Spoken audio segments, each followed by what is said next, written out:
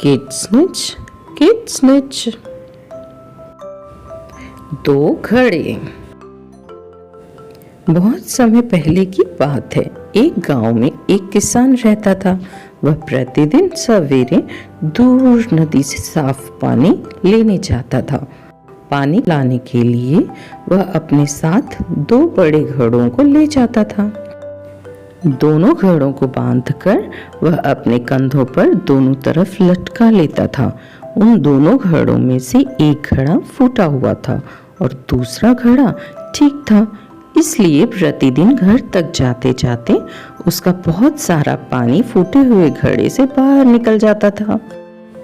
ऐसा लगभग साल भर तक चलता रहा।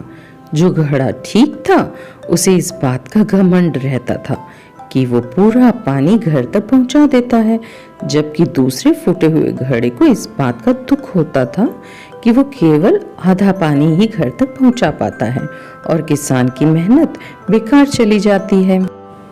फूटा हुआ घड़ा ये सोचकर बहुत परेशान रहने लगा और एक दिन उसने किसान से कहा, मैं अपने आप पर शर्मिंदा हूँ और आपसे माफी मांगना चाहता हूँ।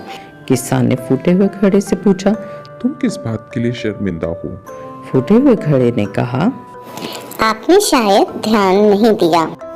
मैं एक फूटा हुआ घड़ा हूँ और पिछले एक साल से जितना पानी मेरे द्वारा घर में पहुँचाना चाहिए था, मैं उससे आधा पानी ही पहुँचा पा रहा हूँ।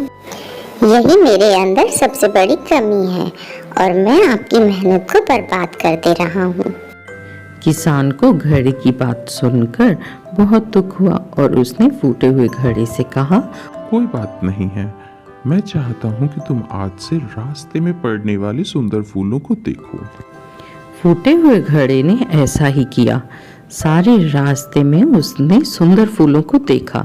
ऐसा करने से उसकी निराशा कुछ हद तक दूर हो गई, लेकिन घर तक पहुंचते पहुंचते आधा पानी घड़े से गिर गया था और फिर वो किसान से क्षमा मांगने लगा। किसान ने फूटे हुए घड़े से कहा, शायद तुमने ध्यान नहीं दिया है, रास्ते में जितने सारे सुंदर फूल खिले थे वो सभी तुम्हारी तरफ ही थे। अच्छे वाले घड़े की तरफ एक भी फूल नहीं था, क्योंकि मैं तुम्हारे अंदर की कमी को पहले से ही जानता था, इसलिए मैंने उसका लाभ उठाया। मैंने तुम्हारी तरफ के रास्ते में रंग बिरंगे फूलों के बीजों को बो दिया। तुम रोज थोड़ा थोड़ा पानी देकर उनको सींचते रहते थे, जिसकी वजह से रास्ता फूलों से भर गया और बहुत सुंदर हो गया। तुम्हारी वजह से ही मैं इन फूलों को भगवान को अर्पित कर पाता हूँ और अपने घर को सुंदर बना पाता हूँ। अगर तुम ऐसे ना होते तो क्या ऐसा संभव हो पाता? इस कहानी से हमें यह सीख मिलती है, हम सभी लोगों के अंदर एक न एक कमी जरूर होती है, लेकिन यही कमियां हमें अनोखा बनाती हैं। उस किसान की तरह हमें भी जो जैसा है उसे वैसा ही स्वीकार करना चाहिए। केवल किसी की अच्छाई की तरफ ही नहीं देखना चाहिए, और जब आप ऐसा करेंगे तो फूटा हुआ घड़ा भी एक अच्छे घड़े से कीमती घड़ा बन जाएगा। Please like, share and subscribe my channel. Thank you. Bye bye.